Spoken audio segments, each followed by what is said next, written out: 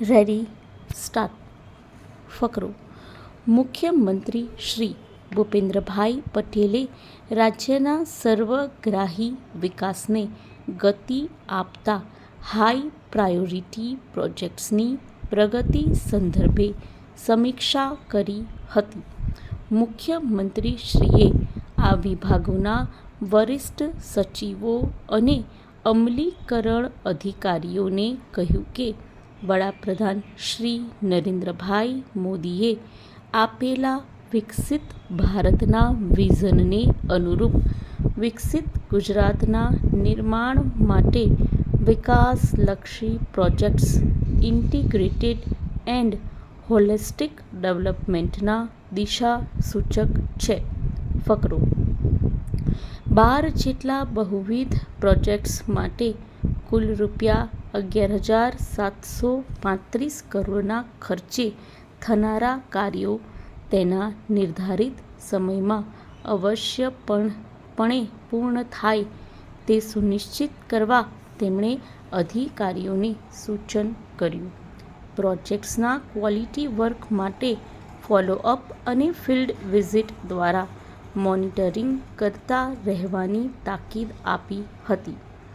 વડનગરના 5 પ્રોજેક્ટ્સના શર્મિષ્ઠા તળાવ ખાતે aqua screen projection and musical fountain, railway station પાસે જાહેર કેન્દ્ર અને પરિવહન કેન્દ્રનો વિકાસ, ઐતિહાસિક સપ્તર્ષિ આરો અને દાઈ તળાવનું બ્યુટિશિયન તેમજ તાના રીરીના ભવ્ય સંગીત વારસાને શ્રદ્ધાંજલિરૂપ સંગીત સંગ્રહાલયના કામોનો સમાવેશ થાય છે.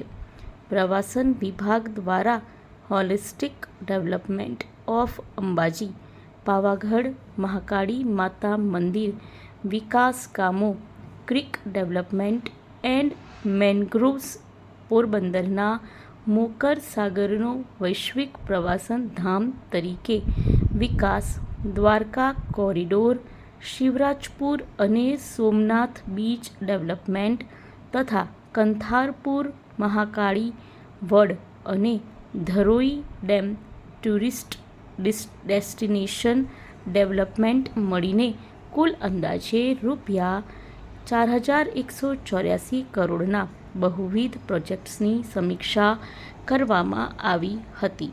ફકરો. ધોલેરા એસઆઈઆરમાં international airport, express way, Dholera Bhimnath railway line જેવા ઇન્ફ્રાસ્ટ્રક્ચર પ્રોજેક્ટ્સ તેમજ હોસ્પિટલ, સ્કૂલ, ફાયર સ્ટેશન અને ફૂડ કોર્ટ જેવા સોશિયલ ઇન્ફ્રાસ્ટ્રક્ચર પ્રોજેક્ટ્સ મળીને રૂ.7,521 કરોડના નિર્માણાધીન પ્રોજેક્ટની વિગતો મેળવી હતી. ધોલેરામાં હોટેલ્સ, શોપિંગ મોલ્સ, લેન્ડસ્કેપિંગ અને ગાર્ડન, ટેન્ટ સિટી અને આવાસીય સુવિધા જેવી સોશિયલ એમેનિટીઝ તેમજ દરિયા નજીકની જમીનમાં ગ્રીન વોલ અન્વયે 516 હેક્ટરમાં મેનગ્રુવ્સ અને વનકવચ ઊભું કરવાના થનારા કામો અંગે પણ સમીક્ષા કરી હતી. ધોલેરા સેમિકન્ડક્ટર સેક્ટરનું હબ બની રહ્યું છે અને વિશ્વની ખ્યાતનામ સેમિકન્ડક્ટર ચીપ ઉત્પાદન કંપનીઝમાં એકમો ધોલેરામાં સ્થાપવામાં આવી રહ્યા છે. સ્ટોપ.